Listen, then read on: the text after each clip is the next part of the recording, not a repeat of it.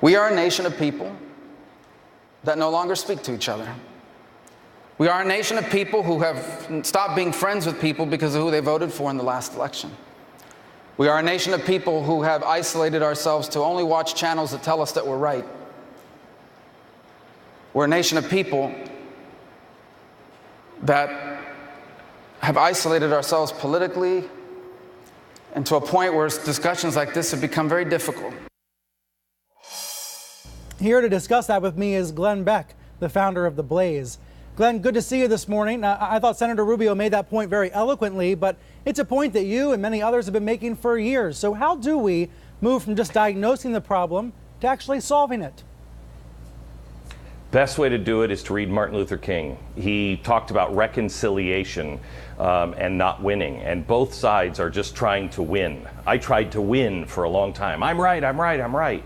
We need to start looking to reconciliation. Winners creates losers, and with everybody trying to just win and be right, we stop listening to each other, and we come to this place where we think the other side doesn't have anything to teach me, so I'm not even going to listen to them. Yeah, there's this sense that on the left that the right's acting in bad faith, and a sense on the right that the left is acting in bad faith. So there's no willingness to meet somewhere in the middle. Right, and parts of that are true.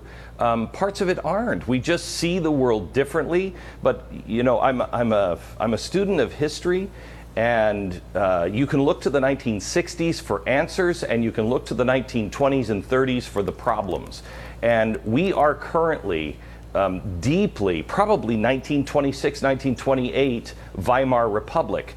At that time, the two newspapers in Germany, one was saying the National Socialist point, the other was saying the Communist point, and you could look at the papers on the same day for the same event, and you'd get two different, radically different views to where it didn't even look like it was the same event. And no one who read this one read that one. And so you were either right or wrong. That's a real problem, because that's where we are. So is this a marketplace problem for media companies? I mean, is there a market for the middle? I think there is a market for the middle, but we have to stop looking for the market. We have to start looking to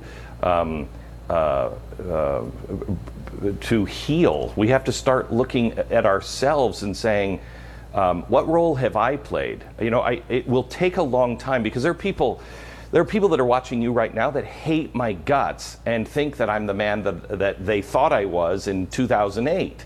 As you know, I have been preaching something very different for a very long time. It takes people on both sides. Who in the media has really stepped to the plate and said, you know what, we made bad mistakes? I will tell you, the New York Times did once right after the election, and it was good, but they didn't keep ringing that bell. They didn't keep pointing out, okay, we were this, we're doing this. And only one time made the right do what the left has done to me, and that's like, yeah, right, okay, so you admit this one. See, that's just the problem. You have to back it up with action. Well, a lot of people remember your famous blackboard from your Fox News days. You were frequently accused of spreading conspiracy theories about Obama and about liberals, which is why I want to know what you make of the conspiracy theories this week, these attacks against the students in Florida. Why do people embrace this kind of conspiracy theory thinking? Okay, so let's talk about conspiracy theories, because again, this is a left and right kind of thing. If you remember, Scripps Howard did a poll in 2006, and they asked the question, how likely is it that people in the federal government either assisted in the 9/11 attacks or took no action because they wanted war in the Middle East? 22% said very likely, 22% of Democrats said very likely, 28% said somewhat likely. So that's more than half of Democrats thought that Bush was involved in the 9/11 conspiracy. So conspiracy, and by the way, the person who was behind that conspiracy is the same guy behind a lot of these conspiracies, Alex Jones. Politico described that as something at the time. They said, well, that's just things that people are saying because they don't like the other guy. That's the problem. We're willing to accept things about the other guy because we don't like him. Well, And as then bad as the line there's was no... after 9/11, what's worse now are the social networks, that they spread these crazy theories to millions of people. What should the technology companies do? I don't know. The Facebook and Twitter have added to this problem a great deal. I think if you look at where the average Democrat was and the average Republican, if you look at the charts, it's pretty much like this until 2006, the first year of Facebook, and we started moving apart, and we are now here. We are vastly two different countries. We can't read only the things that we agree with. We have to have conversations, calm conversations that make us uncomfortable. We have to have that. You've talked on your programs in the past about the... Be honest with you? Can I be honest?